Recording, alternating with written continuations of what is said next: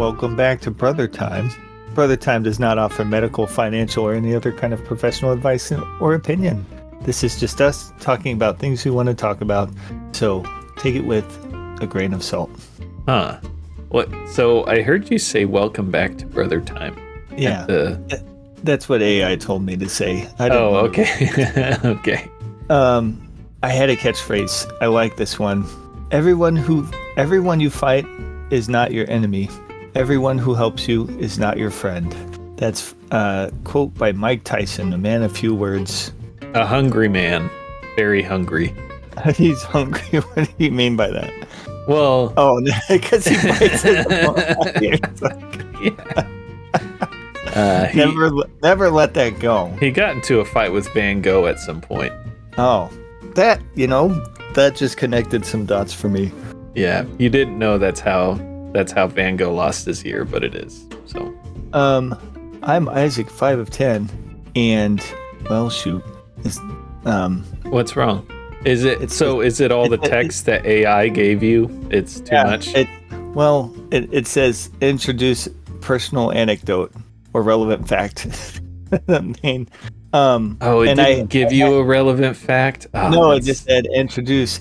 But I had one and now it's gone. Can we cut for a second? Sure. Yeah. Oh no.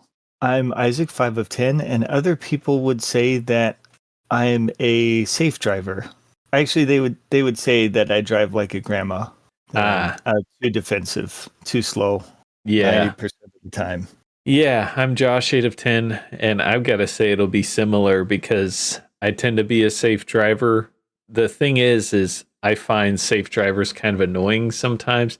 But here's the thing. There's a difference between being safe and indecisive. I don't like indecisive drivers. Drivers that the way I perceive it is it's like this is their first time on the highway. They have no idea what's going on. They don't know where they're going, but they're just there because life somehow, the pieces of life have fallen in place that they are on this highway at this time. Should they be in the lane they're in? Who knows? Like, they don't know if they should be in that lane. That's so funny. That's how I perceive some drivers. No, those are the worst. They are really. It's like, why are you in the left lane? Not because you're passing. No. Nope, that's they're just where in life the left puts lane. you. Yep. That's where life puts you. Just where they happen to end up. And they're okay with that. I'm not okay with it. I don't like it. Yeah, that made me think of, I drive safely. I don't go slow in the left lane, though. If I'm passing someone, I try not to make sure there's no one coming up from behind in the left lane going really fast. Yeah. Because I'll just let them go by and then get over in the left lane and pass. Because there's no... I don't know. I wouldn't want that person to like go in the right lane and try to go around me. I'd rather just wait. Yeah. But there are some people who think I'm just in the left lane. This is where I want to be. This is where God put me. This is where the fates have told me to be. Yeah. It just happened. I'm here. I'm going the speed limit. You can't get mad at me. Yes, we can. We can get mad at you. Yeah, the thing is they probably don't, they just don't care nearly as much as I do about driving etiquette. I think it's one level lower than that. I think they're just unaware. I think you're right in like that they're new, but I think like in their brain they're new.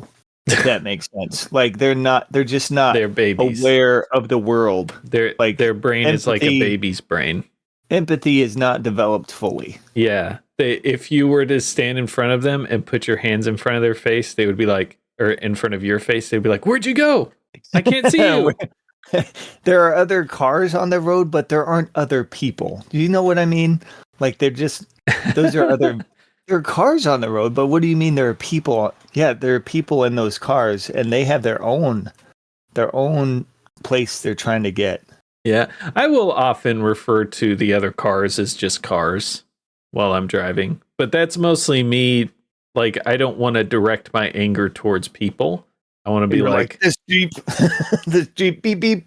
Yeah. Oh, this BMW car. BMWs are always riding my tail. They're always like right Yeah. behind you, but then when you move out of the way, they go the same speed that you were going. Oh, well, what I like to do in that case is when I get over, as long as there's like 2 clear lanes ahead, I speed up. There's a psychological thing with that too, where you could get someone to go really fast.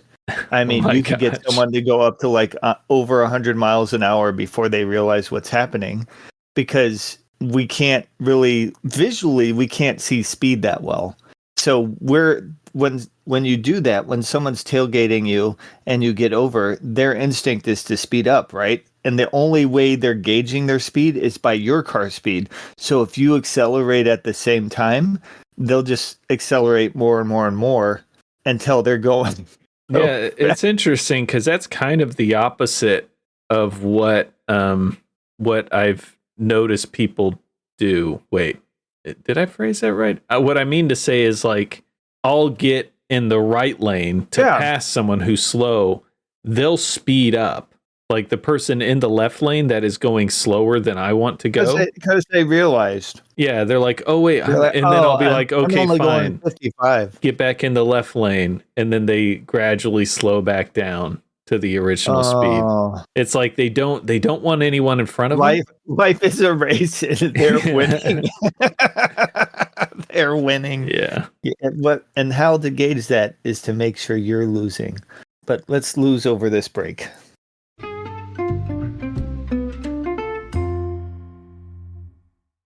Did you start a break? Yeah. Well, we just finished a break, I think.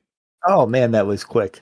So there was a study done recently about it's kind of like a placebo study, which I think are some of the most interesting. But what they did is they told 10 out of 20 for each group, hey, this shake is really bad for you. This milkshake we're going to feed you, it's high in sugar, it's high in fat, but we're going to test you before and after and see the effects on your body. And they told the other 10 out of 20 people for each run, we're giving you this shake. It's high in calcium. It's got 17 essential minerals in it. It's high in protein. It's high in good fats. We're going to test your blood work before and after to see its effects. Okay. And consistently, the people who were told it was bad for them beforehand, their blood work showed that it was bad for them. Okay. And the people who were told it was good for them, their blood work actually showed that it healthier outcomes from drinking the shake. Oh, interesting. Yeah. So your brain has some ability to anticipate and expect things out of things and adjust, I think, accordingly. I don't actually know. I don't think the scientists know why that happens yet, but I think it's your perception. Yeah. Some people will get kind of, I think it's a little nutty to be like, oh, your brain controls the world around you. We're in the Matrix. I don't think it's like that. I think your brain can anticipate things and be ready for them. Yeah. I mean, surely it wasn't like a full offset. If it was an unhealthy shake, it didn't suddenly become a healthy shake. No, they even obviously. like further studied it, and that's true. Like it won't work if you're eating ice cream and you say, these vegetables are really delicious and healthy for me. It's not like you get the effects of vegetables. This is oddly shaped broccoli. Tastes pretty good. Yeah. Broccoli ice cream is anyways, there's truth to that. It actually has to be there has to be truth to what you're telling yourself. Like there is calcium, there is good things about what you're eating, but you can also have I guess the point is you can have worse effects by telling yourself that what you're eating is bad for you. Oh, if that's not 100% true. That's what I took away from it is like, if you're sitting down and you're eating Greek yogurt and you're like, oh, so bad for me. You, in your head, you may actually be making it bad for you. Yeah, to some extent. I mean, it's not like your body's going to forget how to process proteins or something. And this is fat, isn't it? Yeah, it's fat. I think it's fat. Right. Greek yogurt is, I think, fat-free now they have whole Greek yogurt. Yeah. Which is, anyways. That's really interesting, though. So it's like your what is it? Your outlook on what you're doing. I feel like I kind of knew that in terms of if you have a positive outlook, it can positively affect your health, whereas Yeah, negative can negative. I would think yeah. I think that's probably the underlying cause, wouldn't it be? Something like that? I don't think they actually figured out the underlying cause yet. It was just I guess I'm assuming that when they told them it was a bad shake, before they took it, people started being like, "Oh man, dang it!" And like someone like threw down their textbook because this is obviously a classroom, and the teacher is the one giving them the shake, and they like slammed their textbook closed in frustration and just threw papers in the air. Of course, that could be seen as a celebration to throw papers in the air. yeah. So it's hard. It's Maybe hard to they say. lit the papers on fire first or something. I don't know. Well, that's still a celebration type thing. I don't. It's like fireworks. How do you tell if it's a riot or if it's a celebration? That's what I want to know. Because sometimes I see like videos of riots going on, like maybe in the news, and I'm like, what are they celebrating? Yeah, it's like whose team won the soccer game? Oh Or, yeah, that's actually a lot football. closer to struggling to discern. Some people feel so strongly about soccer, And their team won, and they're destroying the city. just destroying everything. Yeah. Celebrate.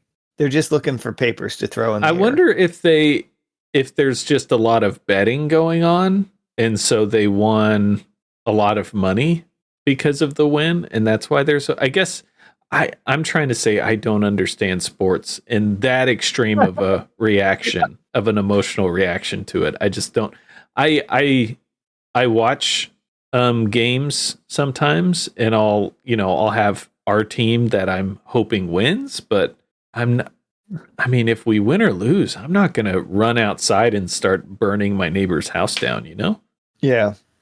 I think that They- part of that is like well, maybe it ties into another topic, but yeah. yeah. Well, let's think about it over break.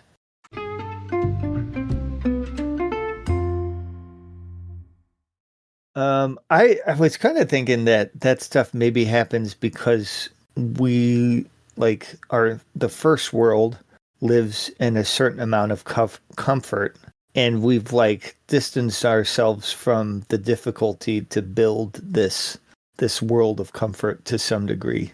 Like no one's thinking when they shatter that glass, like all the work that went into making that glass. They just see there's glass everywhere. Everyone else is shattering it. I should be able to celebrate by shattering this storefront with a brick because Yeah. they're disconnected. Now, if they had to in turn learn how to make the glass and reinstall it safely in that spot, they probably wouldn't be doing that. If there was, I there's think some it's more about anonymity. consequences. Yeah, the consequences of it. There's no consequence because most people don't even understand, I guess, how good we have it. Like, Right. But no, I mean, I'm sure they understand that it took effort to build the thing. I mean, they think that there will be no consequences. They won't get put in prison for breaking the thing because everyone's already doing it. I don't think that's I think you're giving people too much credit of being on a conscious level. I think most people are actually, and this includes myself. And this is going to probably be weird, but I feel like I'm on an NPC consciousness level. Like I'm an NPC. Oh, And okay. I already said I don't believe we're in a matrix, but I do think it's a good like reference Right. for It- understanding the world that we are in. yeah, so NPC is like a non-player character in a video game, like a computer character that no one Yeah, like controls.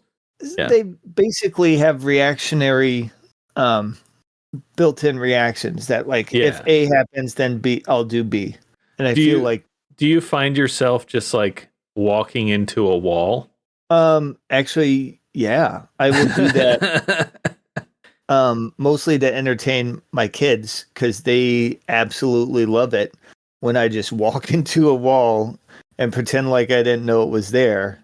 Oh yeah, that is hilarious. That's like peak They, comedy, actually. yeah, for them, they're in the slapstick phase. They all lose it when I'm just like talking to them and walking backwards, and then just bump into that wall. They just that is their favorite, and then I act really upset about it, and Who put that this wall here? Did you do it? exactly who moved the wall? Did you? You did this, and I'm upset about it, and then I walk into another wall as I'm trying to leave the room. They just love it. Yeah. And then they call me back to do it again. But what I was more getting at is I don't think people understand how good we have it and like the effort and things, because like even 50 years ago, 60 years ago, people didn't have hot showers. Yeah. Yeah. And some people now are choosing to use cold water, take cold showers. I mean that's true too. That may have that probably has some I believe that cold showers are good for people. If nothing else, just for the discipline that you can gain by doing something you don't want to do. Cool showers can be good. Like cold is like, for me, it triggers kind of a fight or flight response of, oh no, I'm going to die. Yeah, I think that's what they want you to do. Well, okay, so I guess I'm seeing a different benefit. So if you're wanting to, put a lot of stress on your body, and I guess that maybe can have some beneficial impacts, but I think more of like the health of your skin, having like a cool shower instead of a hot shower, because hot's going to evaporate like the moisture and suck the moisture out of your skin. Whereas even if you take a warm shower, you finish with a cool shower, just like put it to where it's not super hot. I found that my skin is so much better. It feels a lot healthier after I get out when I do that. But you were talking about, I see the topic is life dysmorphia. So I'm trying to, so people who, okay, I guess I can get it. So like someone who, they want to get food at a particular fast food restaurant, right? It's closed, and they're extremely upset about it. And it's like the worst thing that could have possibly happened, right? Yeah, the worst thing that's ever happened to you is the worst thing that's ever happened to you. Yeah. And we live in such a time of like I don't know if this is, but like a great like fortune or blessings. We're very blessed, very fortunate to live in this time, because it's like we are in a time where we're the top 1% of 1% of all humanity and the luxuries that we enjoy. Yeah. Like there's maybe kings got to have warm baths or something, like nobles, but we get to just have hot showers. Like that's just something we get. Yeah. Like, even clean water. Not everyone in the world gets it, but we'll just dump thousands of gallons of it into our lawn every year. That's true. Pure clean water. We just dumping it into the ground. Like everything is so magical that we have. And yet we have more depression than ever. Also, like, more people are. I know we've talked about it before, but sometimes I'll just turn off the radio or a podcast I'm listening to and just sit in silence while I'm driving, and that can be refreshing. But what it also does is I've seen this trend online called like a dopamine detox. Yeah. Do you know? So like you basically, it kind of similar to this topic. We are so entertained all the time. Like we've got TikTok on our phone. We've got, videos, things we can read. We can just find information instantly, including entertainment instantly at any time. It can really put things in a different perspective when you just cut yourself off from it for a little while. And you start to kind of appreciate what you have when you take it away for a short while, Yeah. Huh.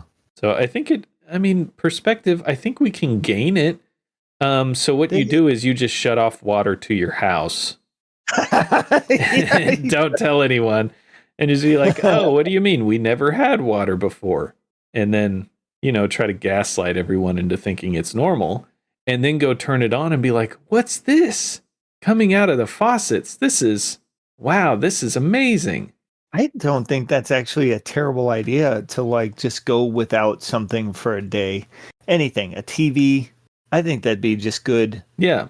Like a discipline act, but you talked about like just turning off stuff or not having a podcast playing. I think that's a good like meditational thing to do in general, is just to be silent, allow your thoughts to run their course. Yeah.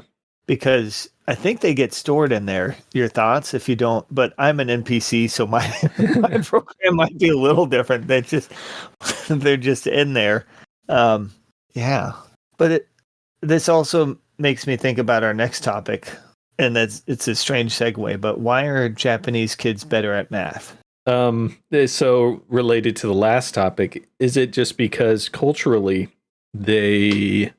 I don't know, do they restrict access to entertainment when they're younger? No, it's that I think it's our fear of discomfort is what might be the big difference.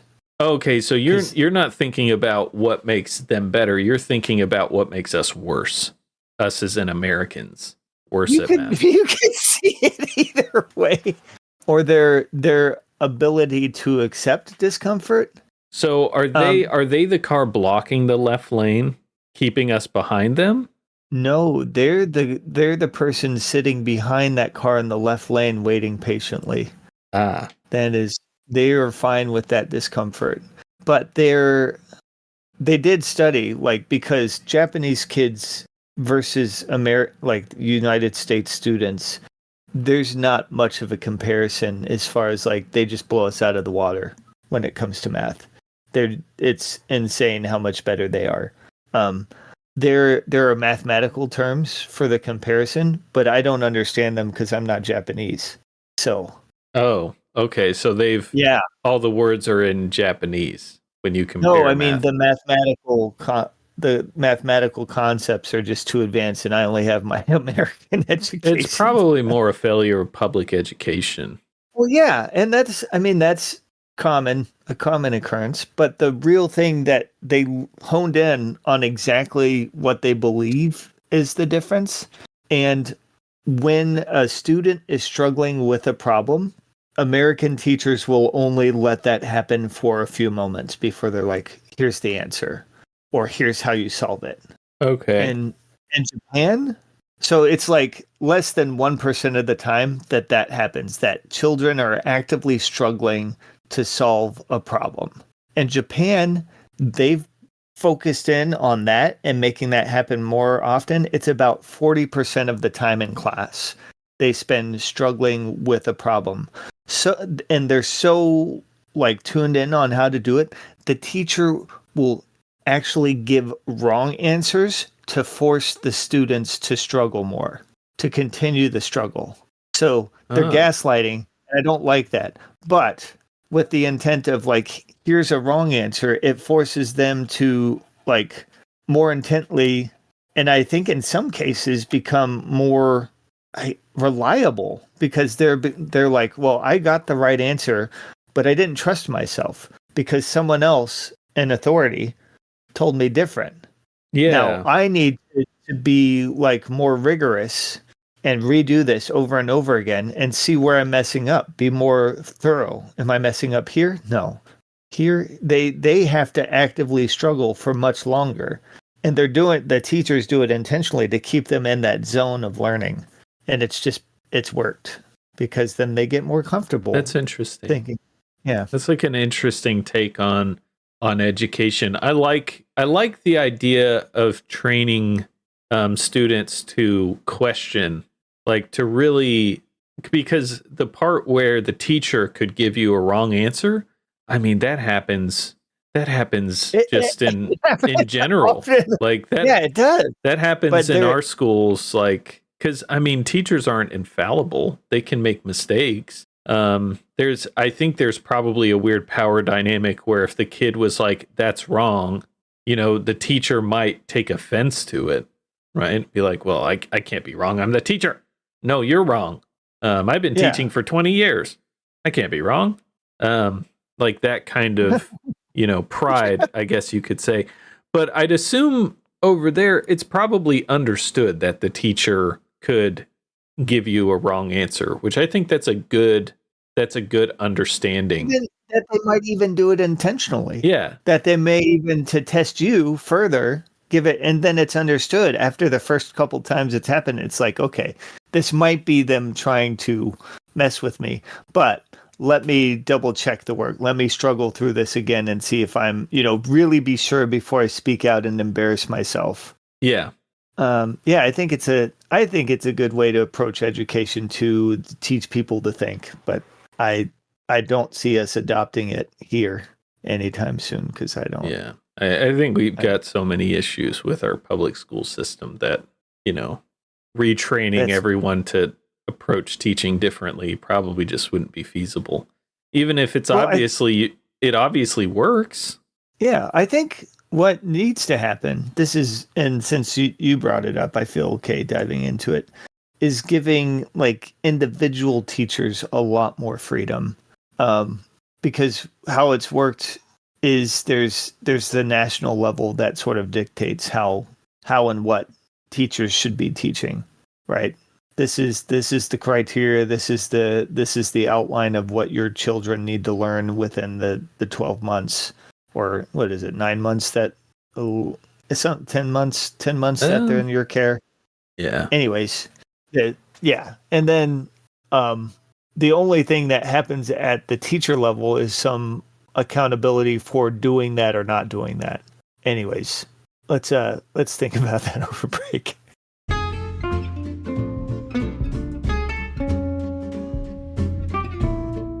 All right. Thanks for tuning in to another episode of Brother Time. It's over? Yeah, that's it. That was it. There is a winner this week. Okay. It's the kids in Japan. They won at math. They did. I can't argue with that. Even though I don't know anything about statistics, you tell me that, people in Japan are better at math. I agree with you. But does that make me, is that racist to think that? To just assume that? And it's a cultural thing, and I think just some cultures are better than others. And that may be culturist of me. That is that racist to think that? Anyways, is racism only negative? Like, if it's a negative thing you say about a culture, is it racist? I don't know. What's the opposite of racism, though? I don't know. The thing is I think it's just racism either way. It's making a generalization about. I think you're right. Yeah. Or if you like the podcast, please rate us and review us on your podcast listening app. You can also find us online at brothertimepod.com and Facebook. brothertimepod.com.